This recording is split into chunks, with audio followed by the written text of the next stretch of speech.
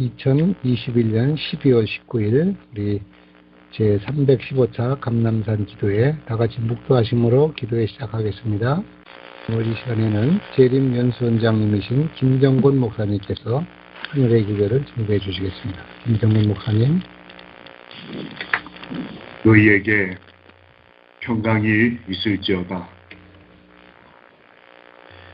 편히 쉬셨습니까? 참 다사했던 2021년이 비치어가는 시간입니다. 우리 하늘가족 여러분, 한 해 동안 수고 많으셨습니다. 저희는 아침에 기도하기 위해서 함께 모였습니다. 잘 아시는 대로 기도라고 하는 것은 정말 간절히 바라는 것을 우리 절대자에게 빌고 원하는 것의 사전적인 의미입니다. 이 아침에 이 연말을 맞아서 연말 기도절까지 다 마친 후에 어떤 간절함이, 어떤 바람이 하나님께 기도드려지면 좋을까요? 저는 예수님의 기도에 대해서 한 2번 정도 이미 함께 말씀을 나눈 적이 있습니다. 오늘 아침에는 예수님의 마지막 기도, 마치 연말처럼 그의 인생의 마지막을 앞두고 예수님이 드렸던 기도를 잠깐 살펴보겠습니다. 예수님은 요한복음 17장에서 겟세마네의 기도의 핵심 내용들을 남기시고 어떤 마음으로 인생의 마지막을 기도하셨는지, 또 어느 한 시점에 마지막을 정리하고 새로운 것을 준비해야 할 때 어떤 기도를 드렸는지 모본을 남기셨습니다. 예수님은 어떤 기도를 하셨을까요? 크게 나누어 2가지입니다. 하나는 하나님을 영화롭게 하는 기도를 하셨습니다. 아버지의 원대로 하옵소서. 세계의 운명이 결정되는 순간에 예수님은 기도하셨다라고 시대소망에 기록되어 있습니다. 피의 침례, 십자가를 복종하시기로 결심하시는 기도였습니다. 그것이 하나님께 영광이 되는 것을 아시고 그렇게 될 수 있도록 기도하셨습니다. 2번째는 제자들을 위해 기도하셨습니다. 저는 오늘 이 2번째를 좀 살펴보려 합니다. 예수님께서 마지막 기도 아니면 이렇게 연말에 새벽에 기도할 때에 그 기도의 대상, 사랑하는 사람들의 상황은 어땠을까요? 아시는 대로 배신자도 있었고 졸며 자고 있었고 깨어 기도하는 것, 그것 자체가 이상하게 보이는 평범한 새벽이었습니다. 그 제자들을 향해 곧 다 도망갈, 예수님을 버릴 제자들을 예수님이 무엇이라고 부르셨냐면 요한복음 17장 6절에 보면 하나님이 나에게 주신 사람이라고 표현합니다. 자격 없는 제자들을 예수님은 죄인이라고 부르시지도 않고 졸며 자는 사람이라고도 하시지 않고 그의 인생의 그 마지막에 제자들에 대해서 아버지께서 나에게 주신 사람이라고 말합니다. 내게 주신 사람. 그 마음이 얼마나 감사한지 모르겠습니다.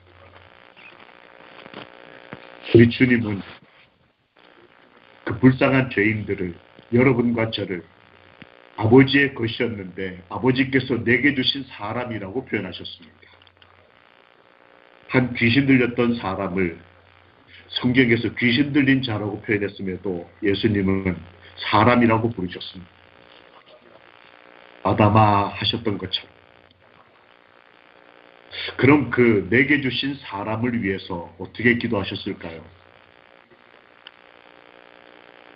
하나는 그들의 믿음이 식어지지 않도록 기도하셨다라고 기록되어 있습니다.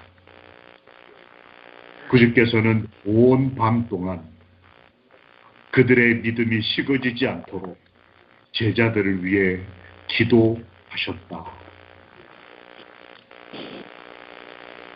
나를 보내신 것을 믿게 하옵소서. 사랑하는 사람들, 우리가 기도하고 싶은 그 사람들의 여러 형편이 있고 또 우리 삶에 여러 하나님께 간절히 바라는 것이 있을진데 그 첫 번째가 믿음이 식어지지 않다. 아직 잠자고 있는 내 남편이, 잠들어 있는 내 아내와 자녀들이 믿음이 식어지지 않도록, 정말 이 마지막 때 우리가 꼭 드려야 할 기도이지 않겠습니까? 예수님은 내게 주신 사람, 내 사람들을 위해 기도하실 때에 장수하게 해주세요. 사업이 잘 되게 해주세요. 앞으로 이런 어려움을 겪을 건데 이겨내게 해주세요. 다 위하여 기도하셨겠지만 믿음이 식어지지 않도록 가장 먼저 기도하셨습니다.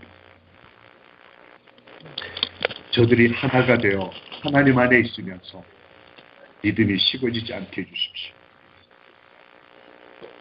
또 다른 기도는 사랑이 변치 않는 것을 보증해 주시는 기도를 하셨다라고 시대소망 673페이지에 기록되어 있습니다.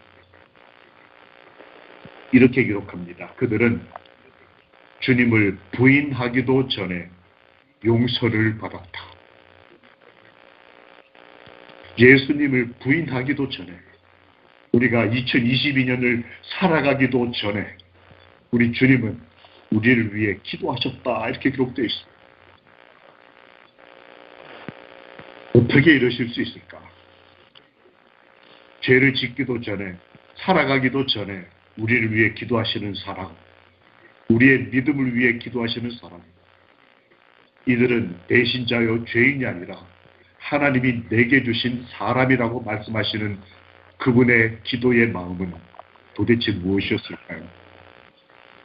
우리도 이런 마음으로 오늘 기도할 수 있다면 정말 좋을 텐데 말입니다. 그것을 성경은 이렇게 씁니다.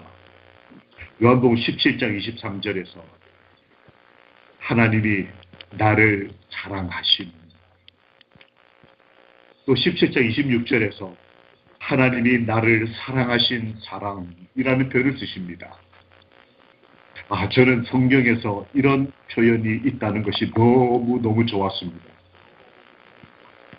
예수님이 십자가의 길을 가시면서도, 죽음을 눈앞에 두고 계시면서도, 그 인생의 마지막 연말, 몇 시간을 남겨놓으시면서도 사랑하는 사람들을 위해 기도할 수 있었던 힘은 하나님이 나를 사랑하심을 아셨던 겁니다. 그렇게 고백하셨습니다. 나를 사랑하심. 그것이 예수님의 지배적인 감정이었습니다. 기억하십니까? 며칠 전 미국의 켄터키주에서 토네이도가 불었습니다. 이 폭풍이 불어오는 걸 보고 한 어머니가 자기의 어린 두 아이를 팔에 꼭 끌어안고는 침대 위에서 몸을 웅크리고 안전을 기도했습니다. 그런데 그 집 전체가 토네이도에 휩싸이면서 날아갔습니다. 이 엄마가 눈을 떴을 때는 약 60m 정도 떨어진 곳에 나가 떨어졌어요. 머리를 다치고 온 몸이 상처로, 특별히 팔이 부러졌습니다. 그런데 이 엄마는 정신을 차리고 제일 먼저 한 일이 내 아이들을 도와줄 사람을 찾는 일이었습니다. 팔이 부러진지도 몰랐다고 합니다. 나중에 상처 입지 않은 내 아이들이 안전해지고 난 다음에 자기가 많이 다쳤다는 것을 깨달았다고 합니다. 이 한 어머니의 마음속에 있는 예수님의 모습, 우리를 사랑하신 그 사랑, 그가 정신을 차리고 간절히 바랬던 것, 기도, 그것은 우리 아이들을 도와줄 사람을 찾는 거였어요. 이 아침에 우리가 누군가를 위해 기도할 때, 우리 자녀들을 위해 기도할 때, 우리를 사랑하셔서 간절히 기도하셨던 예수님의 마음과 진심이 우리를 통해 빛으로 전해지기를 소망합니다. 무엇이든지 아버지의 이름으로 구하는 것은 받을 것이라고 말씀하셨습니다. 그리고 너희의 기쁨이 충만하리라고 말씀하셨습니다. 이는 너희가 나를 사랑하고 또 내가 하나님께로부터 온 줄을 믿었으므로 아버지께서 친히 너희를 사랑하시니라. 요한복음 16장 27절. 예수님께서 하나님의 사랑을 알고 믿었으므로 기도하셨던 것처럼 우리에게 말씀하십니다. 너희도 하나님을 믿었고 나를 믿었고 아버지께서 사랑하시는 사람들이다. 그러니 믿음과 사랑을 가지고 아침에 기도하라. 응답해 주실 것을 우리 믿고 기쁨을 충만케 해 주실 것을 믿음으로 우리 기도하는 하루를 시작하기를, 우리 주님의 사람, 그 귀한 은혜를 받은 하루를 살아가기를 예수님의 이름으로 기도합니다. 아멘.